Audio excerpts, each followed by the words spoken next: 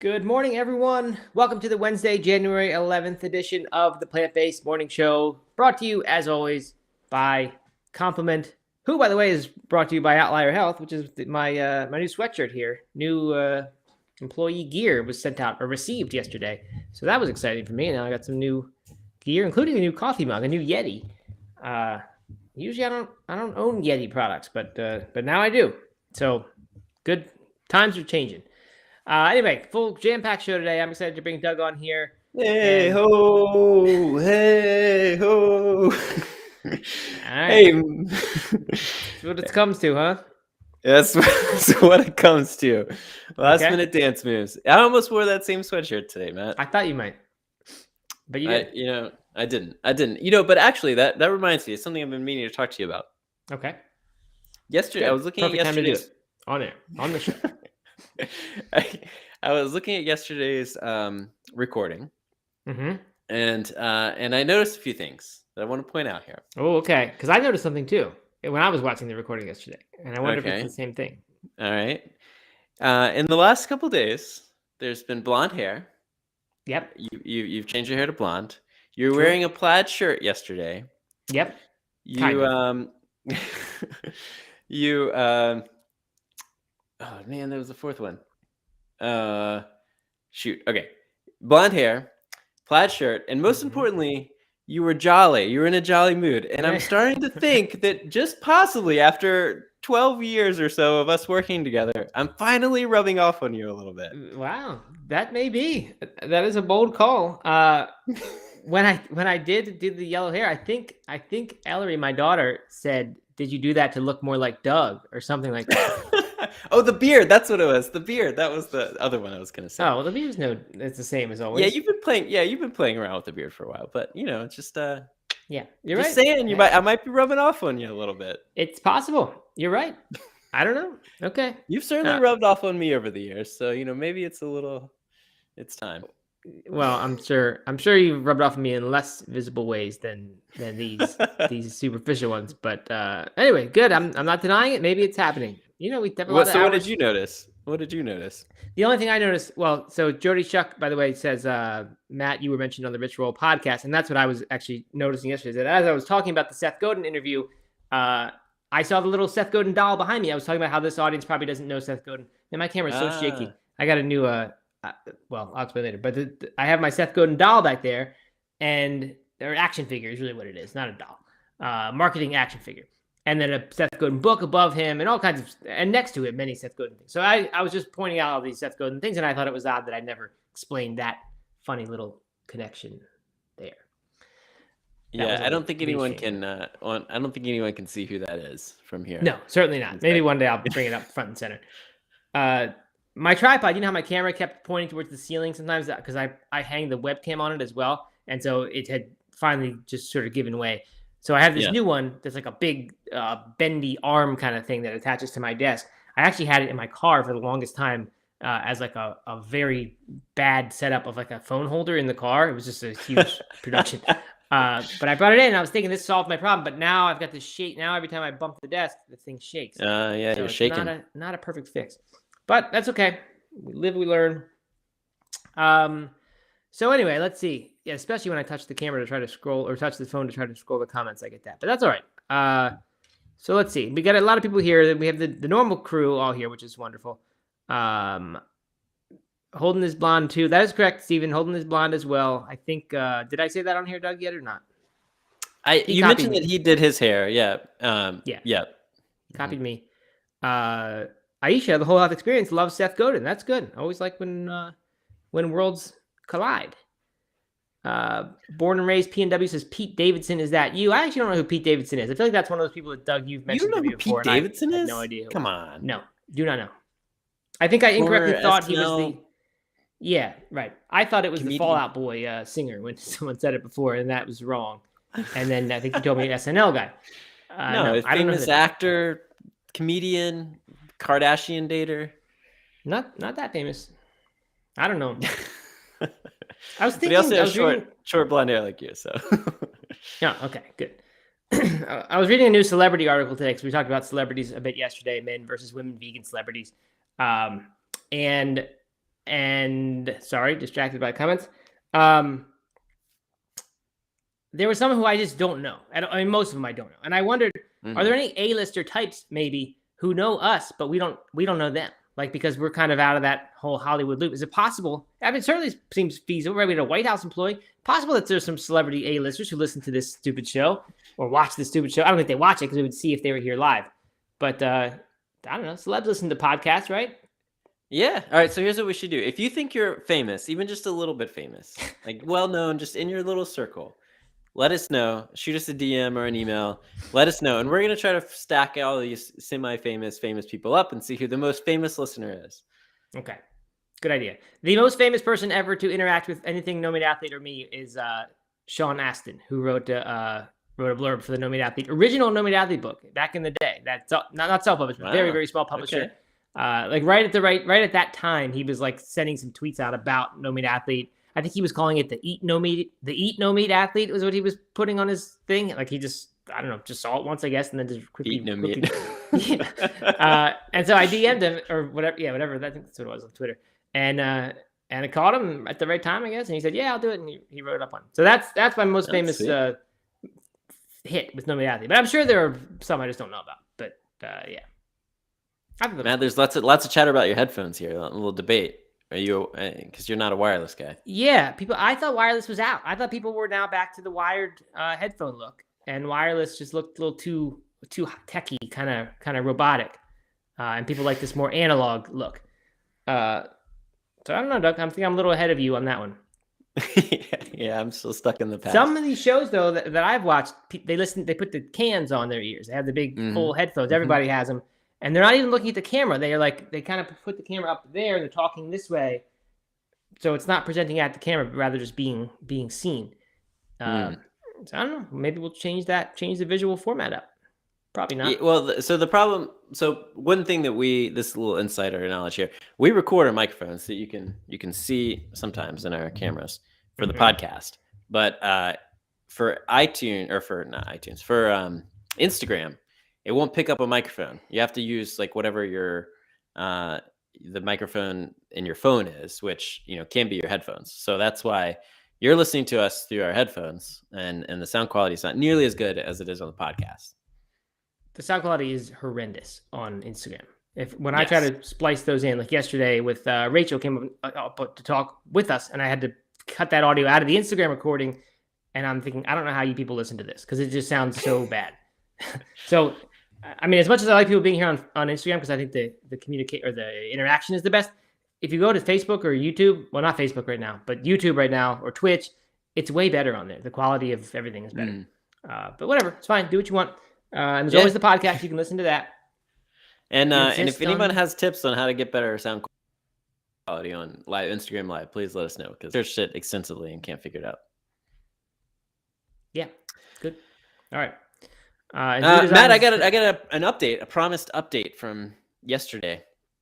Okay, I said Drew Design's name, so I don't want to leave, I assume him hanging here. He said, I prefer the audio from the podcast. I thought you didn't want the Bluetooth waves going through your brain, Matt. Yes, that is true. That's another reason I don't use the Bluetooth, is I don't want to go through my brain. We log a lot of hours on this thing, Doug. It's not just a couple minutes here and there.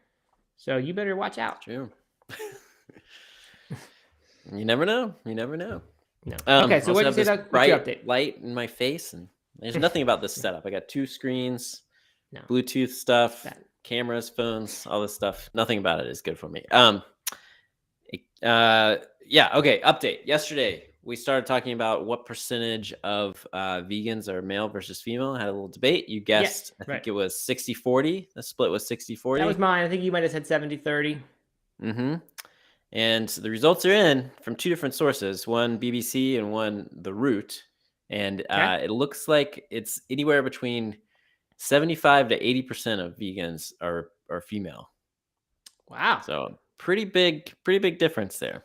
Yeah. Are those are modern stats? One was from this year and one was from 2020. So within the last couple years. Mm-hmm. Okay. Wow. That's more extreme than I thought. Yeah, me too. Not shocking, but yeah, that makes sense. I wonder if you went to like down a level and say not vegetarian, but like mostly plant-based, how many how would that number shift then? Are men less willing to just adopt the vegan name and identity, even if they mostly eat that way? Who knows? Yeah, that's a good point. Yeah, the BBC article was interesting. We might talk about it sometime because it kind of broke down some of the reasons they think more women are attracted to the vegan diet, and it was interesting because it was looking at not just why men aren't attracted to the vegan diet as much, but why women are. So yeah. Yeah. Well, Mr. Jeffrey said something about empathy and thinking that maybe women were better at that. And I think that's kind of known that they are better at some of those skills. So that would not be that surprising if that sort of thing was the cause. By the way, is Mr. Jeffrey not here today? He wins some compliment protein and then he quits. And he leaves. Oh man. Mr. Jeffrey, where are you, buddy? I don't know. I even have I got something in the weather report that is right in his wheelhouse. Canada related. Yeah. Anyway, speaking of said weather report, let's jump into. Oh, he's here. Okay, he just hasn't been interacting, or we just haven't shouted out his comments. Good. Okay, all is right in the world again. All right, here we go. Weather report for January 11th. Burger King Germany has not just launched the plant-based long chicken cheddar style in collaboration with ViaLife for Veganuary. They have also developed a new breading to visually differentiate the plant-based products from their new animal counterparts. So this means now when you get that vegan sandwich, you can be sure that you actually got the right one and that it is not the other. So it's entirely a visual difference. I mean, I think that's the point.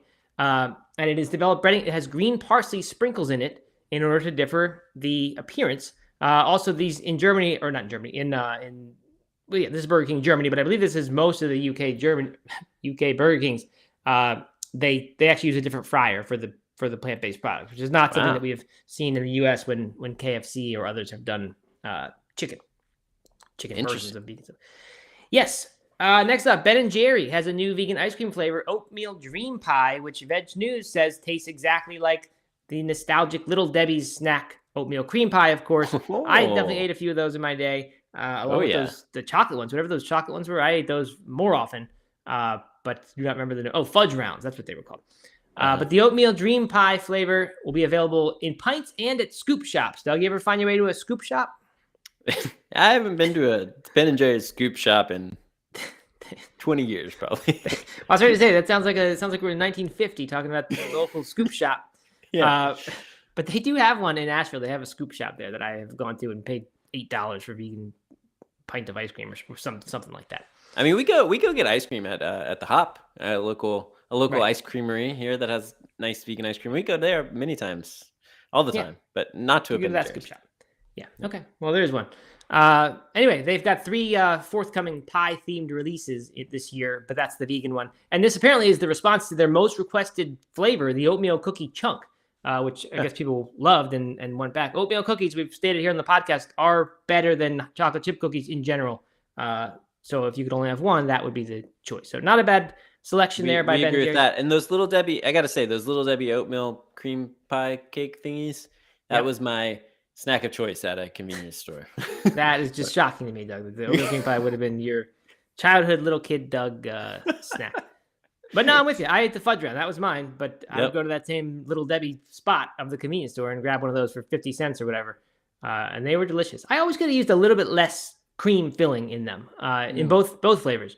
I like the cake part better, but whatever. Different strokes. Impossible Foods says it saw more than a 50% dollar retail sales growth last year, even amid declining category sales.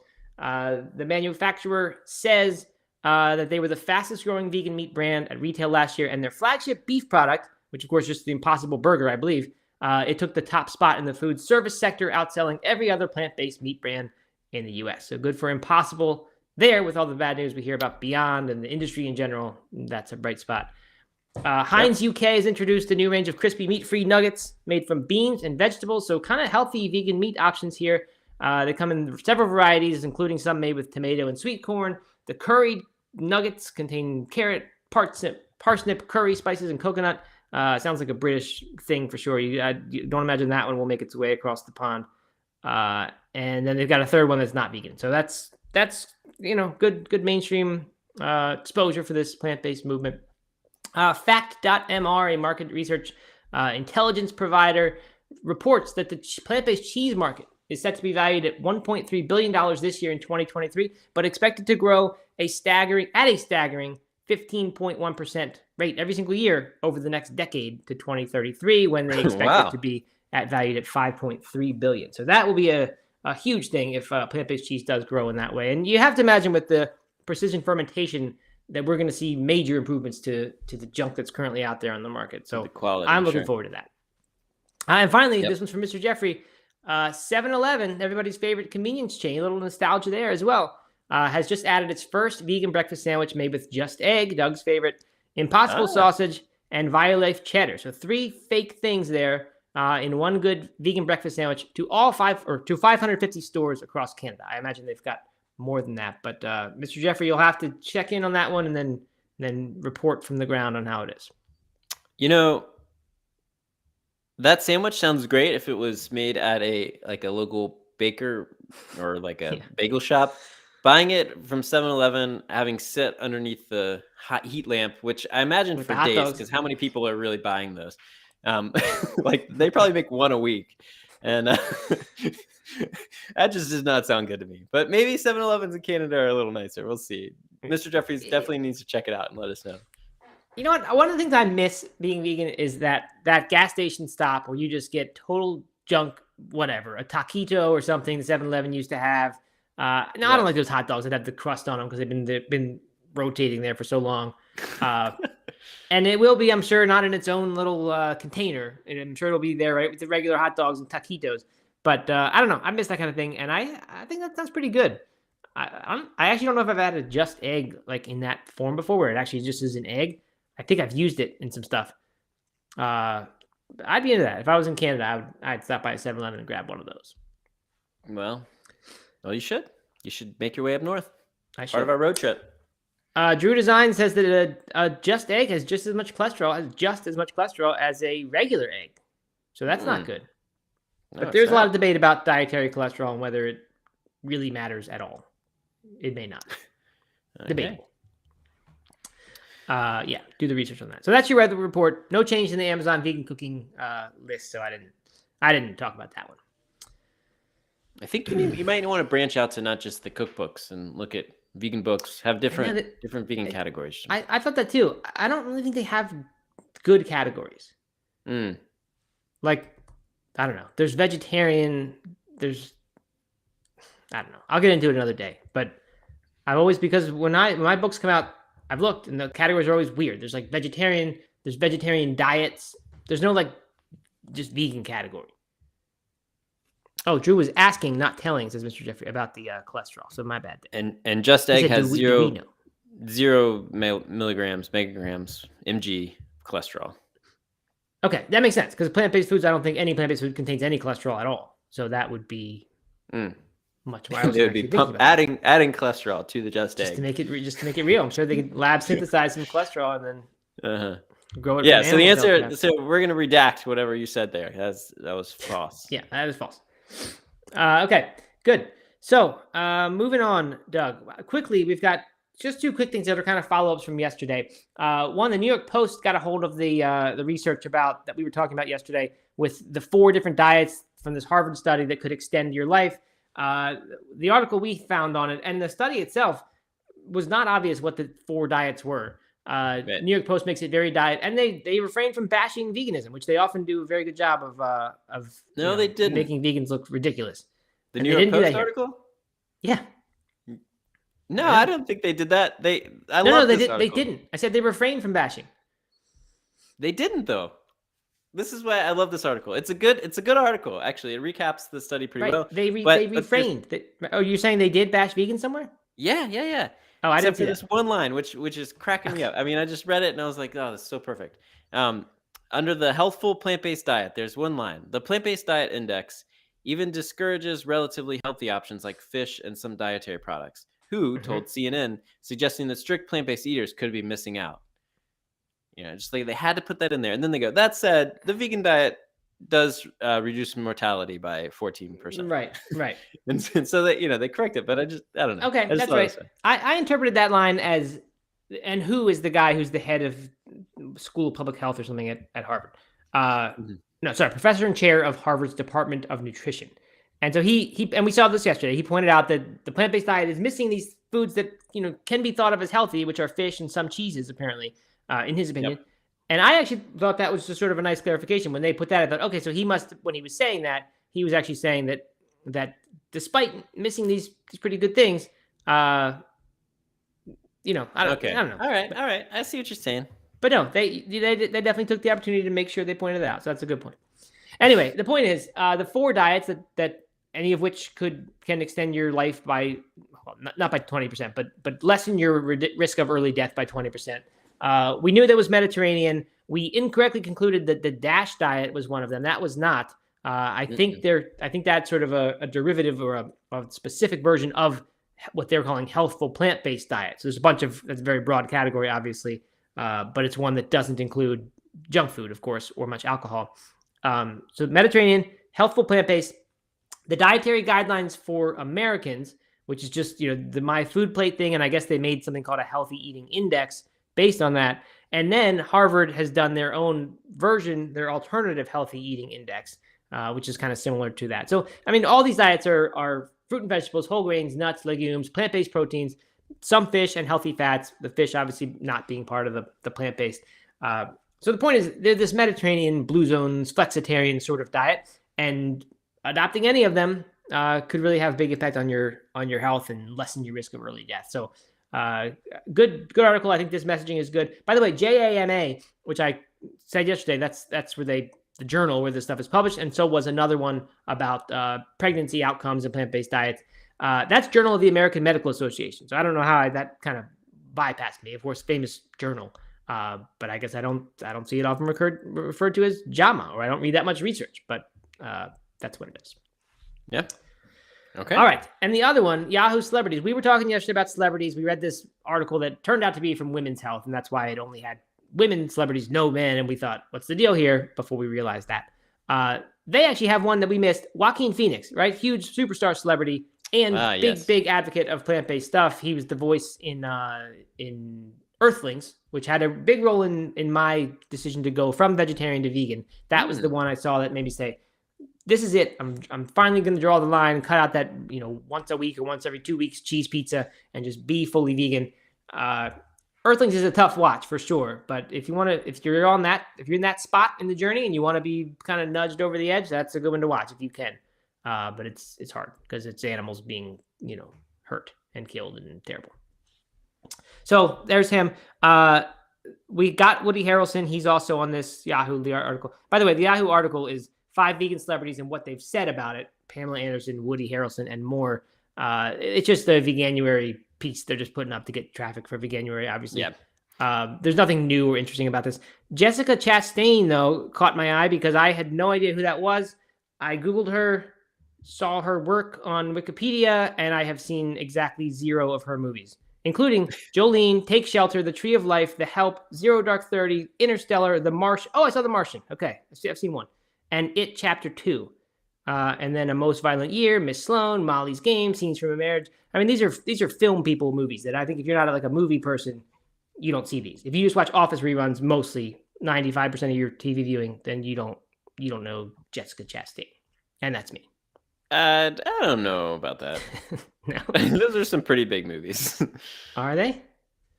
Yeah. Have you seen it? How many have you seen, Doug? I've seen Interstellar, Molly's Game, The Good Nurse. That might be it. Did you say The Help? Is she The Help? Is that what you said? Yep. I definitely saw that one. I mean, that was huge. That one was huge. She was not in Jurassic World. Was when I saw her, I thought that's the girl from Jurassic World, but not. All right, so that's yeah. I mean, these are some pretty massive movies. Maybe if all you watch is The Office and Hallmark Christmas movies, then yeah, I can see why you might be missing I out. branched out and I watched Die Hard the other month, last month. That's right.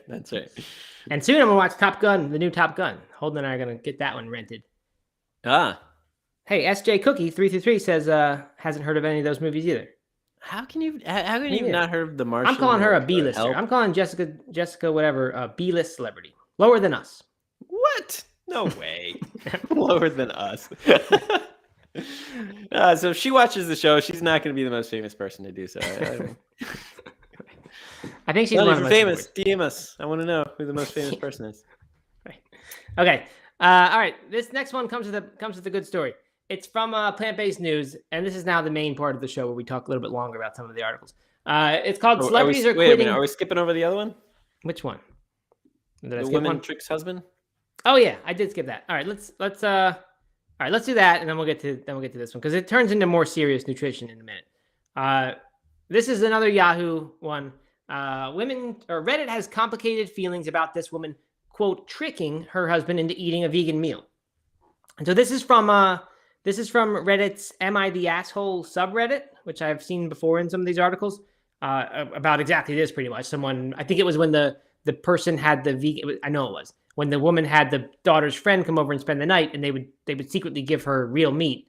Not secretly. They actually would not secret to the girl. The girl right, knew it. Right. But, They give it to her because they thought she looked sickly and all this stuff. And the girl would eat it, and she would devour the real meat burgers and things. And then I guess she wouldn't tell her parents. I don't know. But that person went on. Am I the asshole? And asked if they were.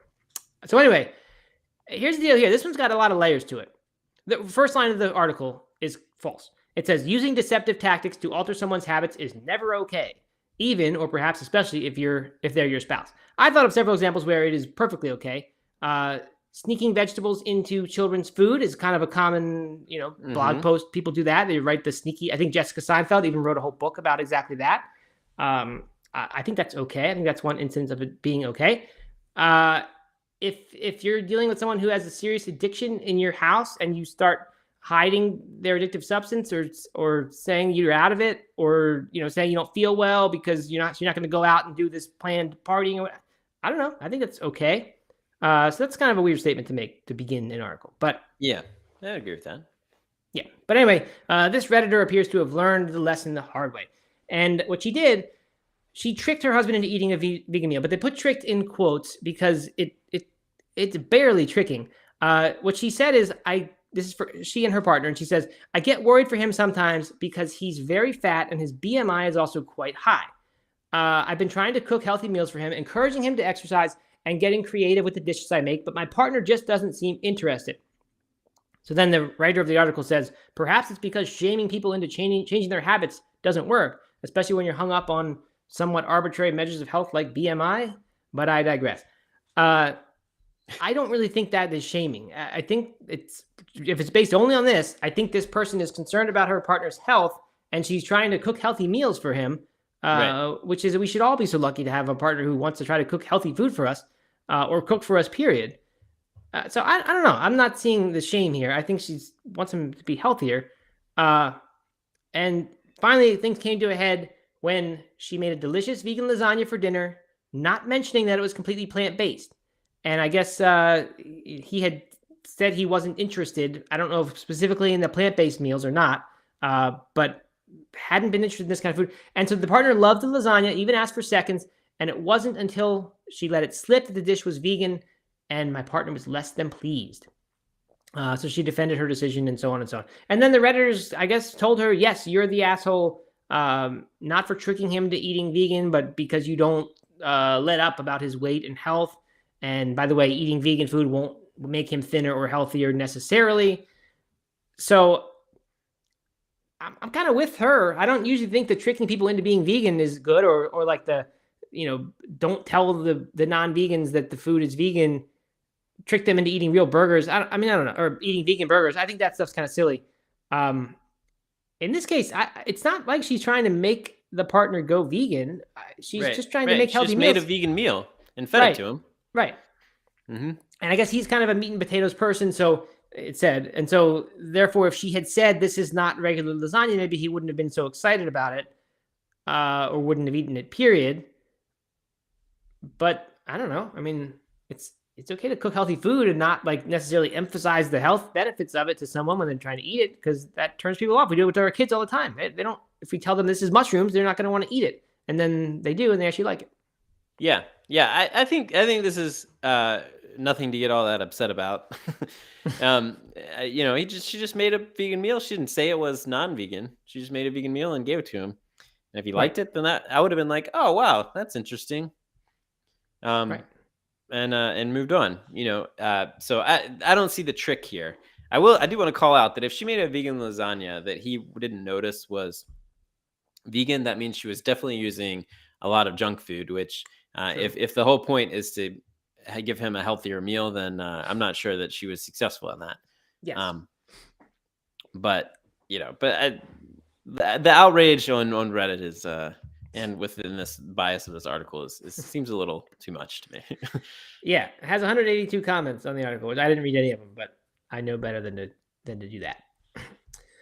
Okay, so moving on, just to here, let's see what people think about this. Whole health experience. Aisha says, as long as her choices were actually healthy, it's just food. But we're questioning that. Actually, I don't think that probably wasn't healthy. Which then makes me wonder: is she actually trying to make him become vegan without realizing it? And I think that is kind of a problem. It's not the best way to spread this diet, in my opinion. Mr. Jeffrey says it's just food. I don't see the problem unless she lied, but she sounds like she just said, "Here's food." Yeah, right. She cooked food for him and said, "Here it is," as far as we know. And Dale Stevens says, "Crazy that the medical." They're talking about BMI. There was some questions around. Dale Stevens asked if BMI was arbitrary. Mr. Jeffrey says not arbitrary but useless. And then, right, it's not arbitrary. It's based on some stuff that certainly is associated with, I think, health. It's not an exact marker or stand-in for yes, healthy or not healthy, but right. I think it's a pretty good estimator. Certainly there, like some people might have a larger BMI, they're just always going to, even when they get very healthy. But I don't know if this person is truly very fat and the BMI is very high, then, in all likelihood, if you lower that BMI, you're also making him more healthy. So I don't think it's a somewhat arbitrary measure of health here. And I don't think that's relevant even to the discussion at all. I really don't like the person who wrote this article, Sam Manzella. I don't like their view on healthy things or habit change. Yeah. Steven left a comment here. It says, I want to clarify that hiding an addict's vice is not a way to help them. And I was going to ask about that one. As I said that, I wondered if there would be a response that's not a valid way to help. And I actually don't know if it is. I don't know what is the known accepted best ways to help someone. That probably not, but you might want to deceive someone and say, I don't know.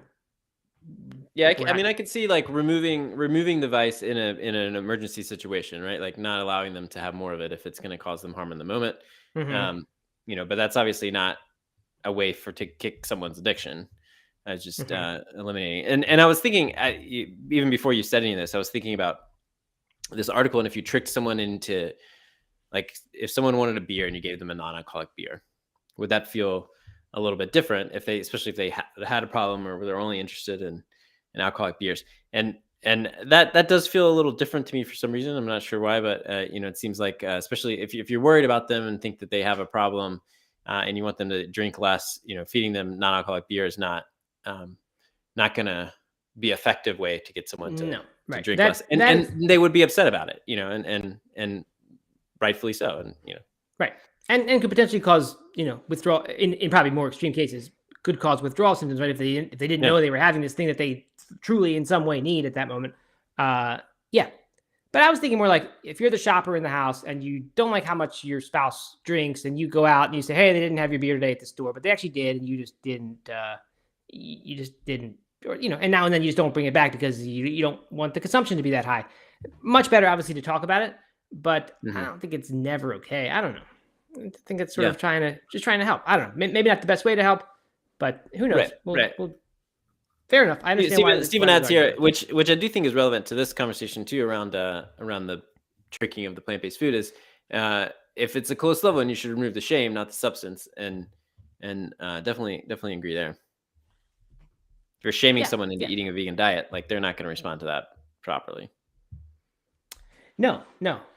I think shame probably never really that helpful, but I don't know. I have no idea. Let's move on. It's just getting into opinions about how to change someone's habits, which is very, very tricky situation. All the time people ask us that, by the way. My partner doesn't eat well and I want them to be vegan like me. What do I do? Or my partner doesn't exercise. What do I do? And I never know what to say. It's always hard. I say, be an example. Okay. So moving on. This one's fun. it's plantbasednews.org. Celebrities are quitting their plant-based diets. Here's why we should pay attention. So I saw this and I thought, okay, sounds like a good one. I know they do a lot of celebrity content. Sometimes we have them talk about celebrities quitting plant-based, and we say, maybe we shouldn't be so critical of celebrities when they do quit. So I read the article. I thought, this is good. It covers several celebrities: Miley Cyrus, Mike Tyson, Bear Grylls, Jenna Ortega, people we've talked about on this show, and gets into why they quit and their nutritional reasons and how those things could be addressed, what we can learn from that. I almost shared it to our compliment Slack saying, hey, everyone, this is a great article. This would be really useful to like maybe have as a resource somewhere, like this kind of content or this particular thing. Let's share this because it really does kind of promote our product if you think about it. So then we got to the bottom and there's a link. The anchor text is additional dietary supplements. So I thought, I wonder what they're promoting here because we've done some partnership work with them before. And goes to our homepage. I scroll back to the top. I'm thinking this is going to be great for this show, by the way. I scroll back to the top. I see this is a sponsored post, which I ignored the first time. And then I keep looking, and it says, by Doug Hay. It was the author of the post.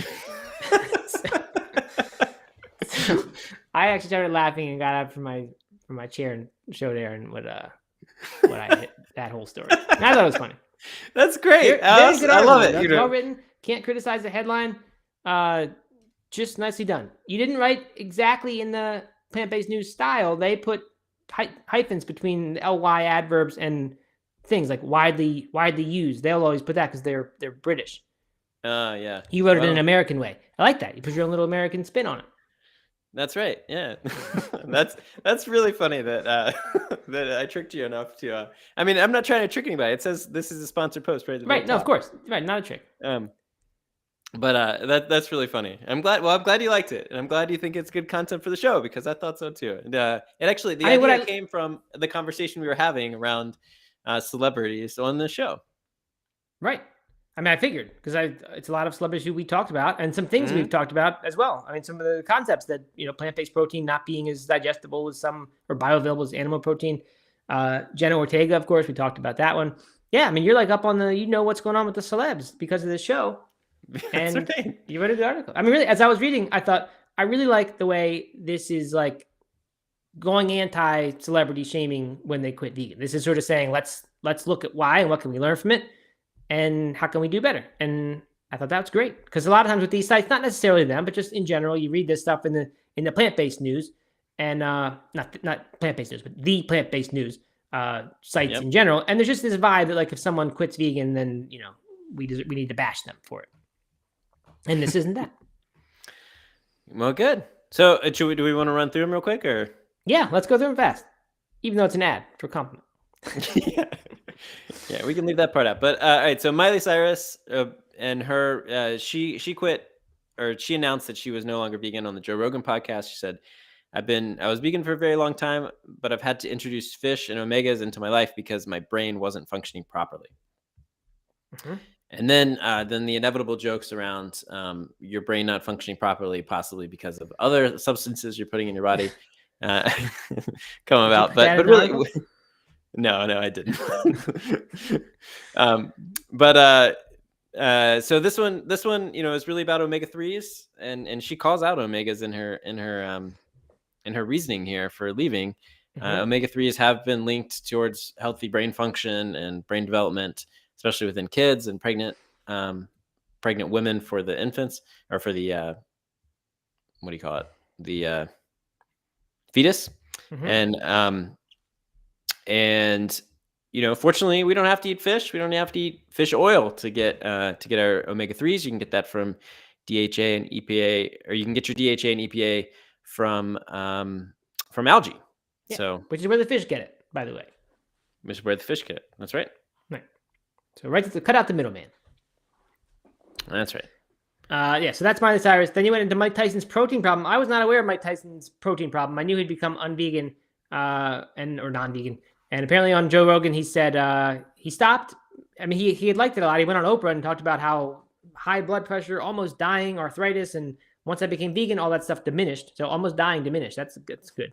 And then he said he stopped though because of the training and what he wanted his body to look like and strength. So I guess, Doug, did you infer from that he's talking about protein, or you just... Yeah, just strength, body, protein. I think I talk a little bit about fat in here as well. But yeah, just, basically this misconception, especially around athletes or in men in general. I mean, this is kind of really what we were talking about is why men are less attracted to the diet, and it's because they want a certain physique and they think that they can't get that on a plant-based diet.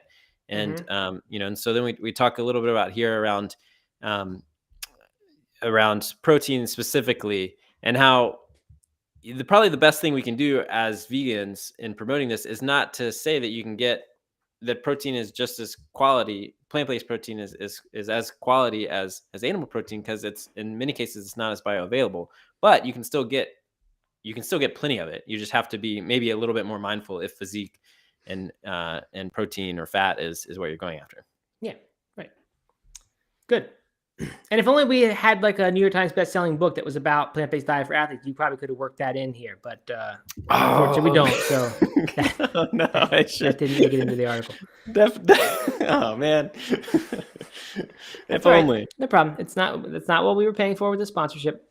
All right, and then finally, Jenna Ortega. We reported, or we didn't report. We reported on other people reporting that she had stopped being vegan while filming Wednesday, the show where she's at Wednesday Addams in Romania, because either the food was unavailable or she got some pressure from people. I don't know. Somehow it just, practically speaking, was not working. And I think maybe there was some implication that it had to do with deficiencies and things, and she wasn't getting what she needed.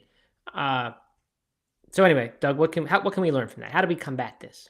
Yeah, my takeaway from this was that in certain situations, it really is more difficult to eat a plant-based diet. We live in places where it's not very difficult, and we have an abundance of food available to us that we can get everything we want. But in some cases, it is a little bit more difficult to eat it, just based on what foods are available. So you have to be mindful. You have to plan a little bit more, maybe, and then not shy away from those dietary supplements if you need them to ensure that you're getting everything you need. And yeah, you can do blood tests, you can do all kinds of things to ensure that you're getting what you need. But the takeaway, what we can learn from this, is not to just write off anyone who's saying, "Oh, I can't be vegan. Like, I don't have the stuff for me. I don't have, don't have access to that stuff," because in certain places it just is a little bit more difficult. You just have to teach people how to adapt. Yeah, right. Yeah, I mean, it's easy to be plant-based. It just, when it's not convenient, and it's not sometimes, there are some things to know about it. It's not just it's not that they're hard. You just have to kind of know how to do them, and it takes some extra thought and preparation sometimes. But I wouldn't say I still don't think it's hard. I don't know. I'm sure there are situations where it is, but these celebrities could do it if they wanted. I really do believe that. Yeah, they have an abundance of resources available to them that you and I don't have as just A- list celebrities. Yeah, I think we're Z-listers. If that's a thing. Okay, so finally, transitioning gradually more and more into nutrition. This episode, Veg News has published which beans have the most protein. Our friend Tanya Flink over there wrote this one. I really like it. We don't talk enough about beans. We talk all the time about new special breadings for chicken substitutes that Burger King's making, and we talk about all that kind of stuff, and Ben and Jerry's and cream pies and all that. But we don't talk about beans that much. Beans are really good. I eat them every single day for sure. I shouldn't say that. On average, every single day for sure. Cup a day is what Dan Buettner recommends. Walter Longo, Dan Buettner is a Blue Zones guy. Walter Longo, longevity diet. Prolon guy, he says chickpeas, superfood, desert island food. So anyway, we could all eat more beans. And this is from Times about protein specifically, which I think is good. Protein is kind of a nice Trojan horse for the beans, because it's like sort of the I eat a ton of beans. I don't do it for the protein. I do it because they're nutrition powerhouses. They have so much good stuff in them and so linked to longevity, and they just happen to be protein. So maybe protein's part of the reason why that is true, but it's really not the whole story. But this, that's what people care about. That's what they're searching for, especially the January crowd. So Tanya lists the beans. She lists their amounts. There's no chart or anything, which often you see with these kind of articles. And the beans she chose are not the ones that I know as the highest protein beans. Yeah. I think she chose, what she did was say, I'm going to pick the beans that people actually get and are common and will eat, maybe thinking of the Veganuary crowd. And then I'm going to say how much protein they have. So that's what she did, it appears. And she's got cannellini beans. I don't think these are ranked in order. 8 grams of protein per half cup serving. Also called navy beans. I don't think I knew that cannellini beans were navy beans. I thought cannellini beans were the same as like great white northern beans.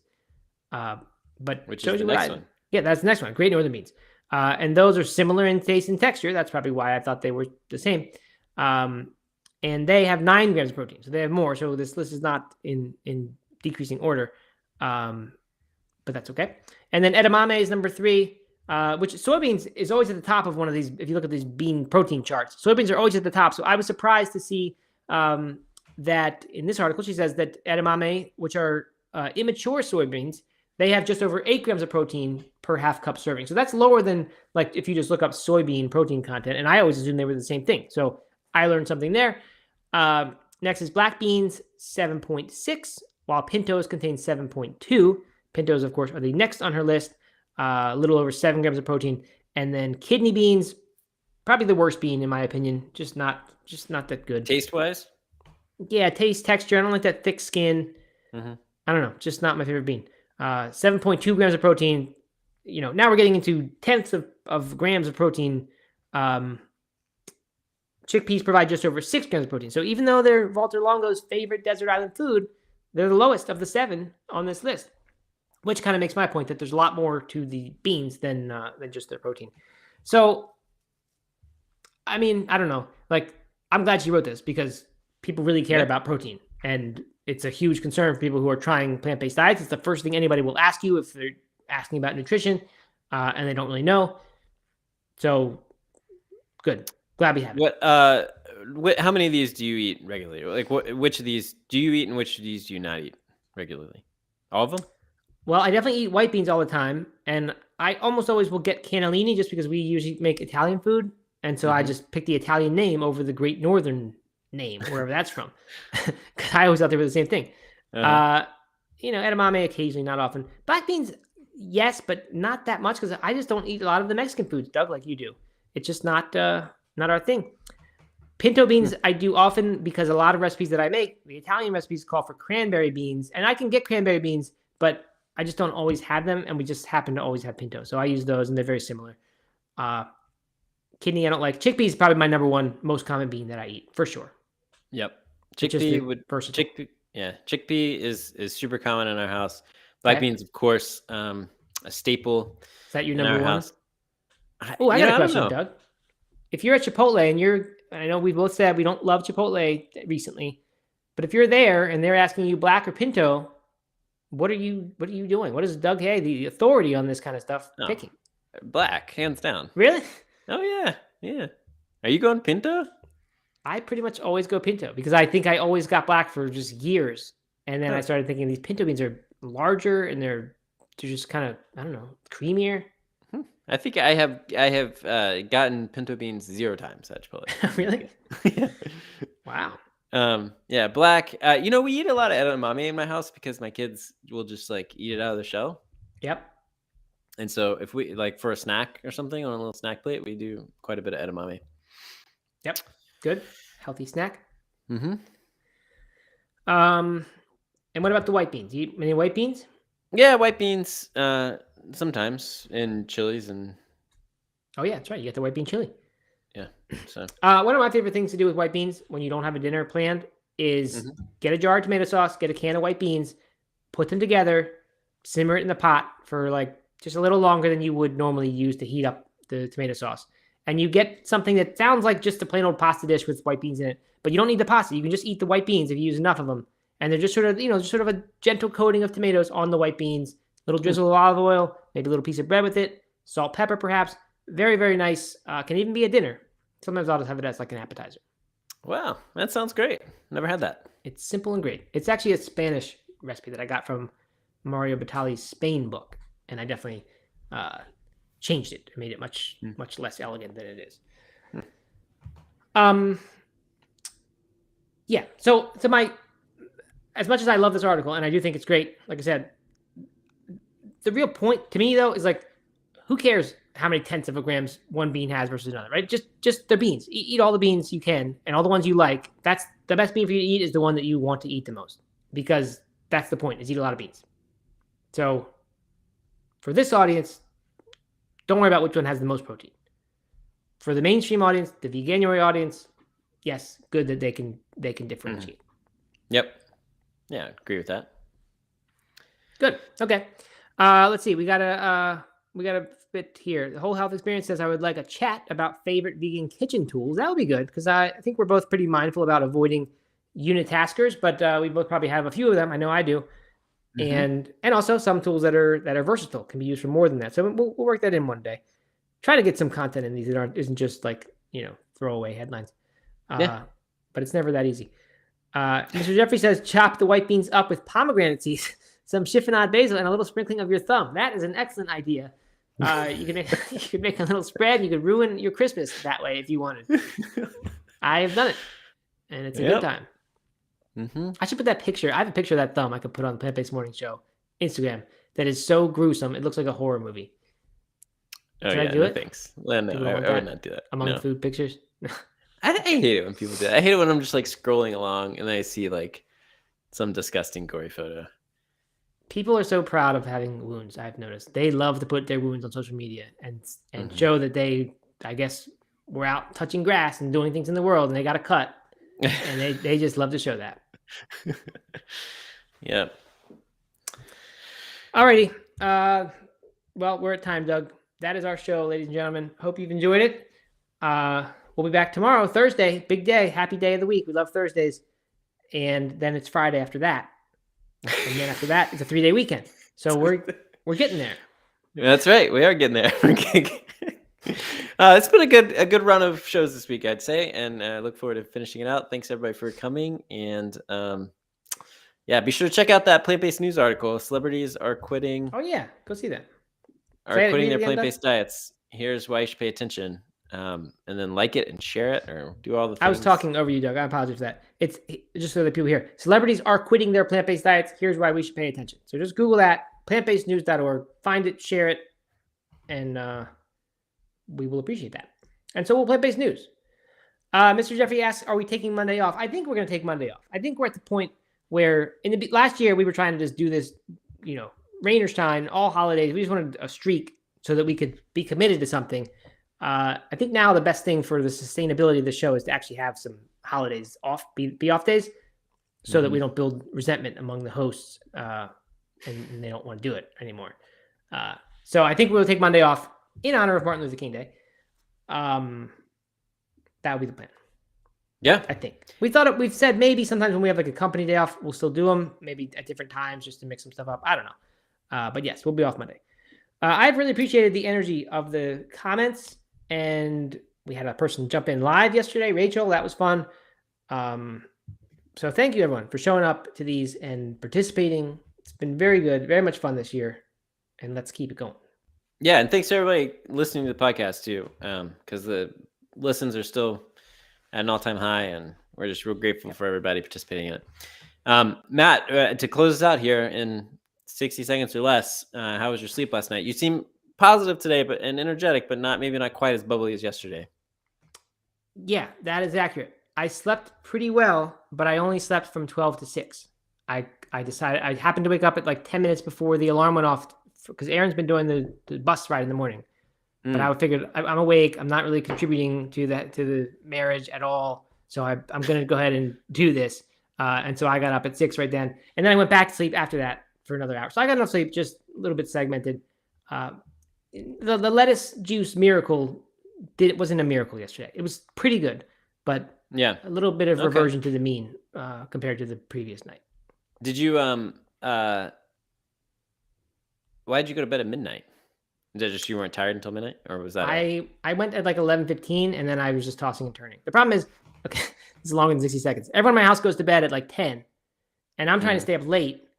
So the way I stay up late is I turn on my phone and start playing 2048 or some kind of stupid game while I have the office on, and the lights are too bright in my room. So it's just all this stimulation. And then I'm like, okay, lights off time, feeling a little sleepy. And then I just toss and turn for 15 minutes or 45 minutes. And then I think fall asleep. Okay. So I gotta work out, optimize the new plan. I'm trying to go to bed later. I could read a book. That's something people do. Sometimes. That is something people do. Yeah. Yeah. Maybe I'll try that. Yeah. All right. But thank you for asking. I appreciate that. I appreciate the opportunity to talk about sleep. All right, everyone. All right. Thank you. Yes, thanks. Talk to you tomorrow. All right. Bye.